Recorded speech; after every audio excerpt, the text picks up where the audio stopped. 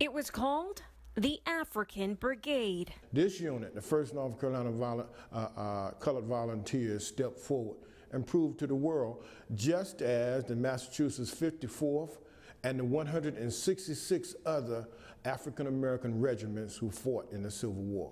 The North Carolina Volunteers were the country's first official major military unit, largely made up of escaped slaves. It was formed in historic New Bern. There were doubts there that slaves could be men, that they could fight. They had those characteristics of valor and putting others before self. Considered a daunting and social experiment, it would settle once and for all the unanswered question of the time. Could a slave be trained to intelligently and heroically fight as well as his white counterparts? The answer, a resounding yes. Delivered during the Civil War by the volunteers who would later be known as the 35th United States Colored Troops. Many times, instead of training as soldiers, we were used as slaves to build fortification, forts, to do casual duty, to dig the trains, ditches, gather firewood, bury the dead. But when given the chance, we proved over and over again that we would fight as well or better than other units. More than 180,000 African Americans fought in the Civil War for the Union Army.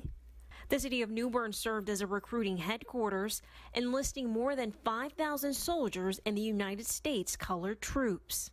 It was here at this site in downtown New Bern where the soldiers rallied just 2 months after their unit was formed in 1863.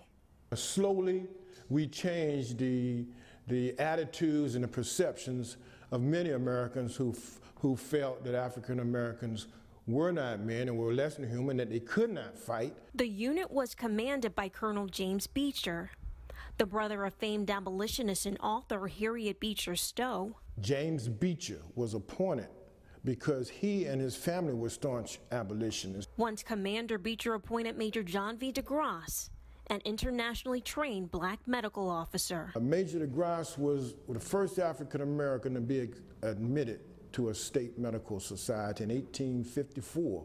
Dr. John V. Curry DeGrasse. He was one of my heroes. In fact, I wear his uniform. Today, wearing DeGrasse's uniform, Bernard George reenacts what life was like for the major and other members of the North Carolina Volunteers. For him, it's personal. I've been reenacting for about 12 to 14 years.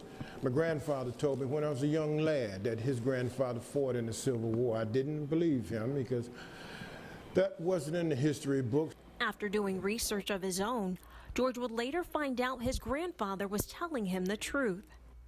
Now he's spreading that truth to any and everyone who wants to hear about it.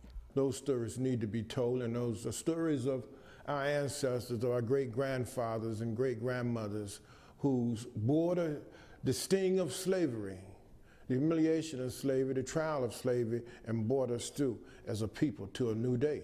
Reporting in New Bern, I'm Nicole Mari.